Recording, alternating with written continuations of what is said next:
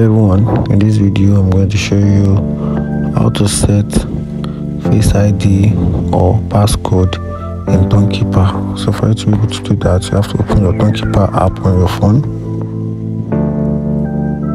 Once you open it, then you tap at the gear button, then you scroll up a little, then you tap on security. Then you're going to make sure that you toggle on this option, which is lock screen. So once this is on, this means whenever you want to access your Tonkeeper app, it will require you to use your Face ID or your passcode for you to be able to log in and for security purpose. So just toggle this on.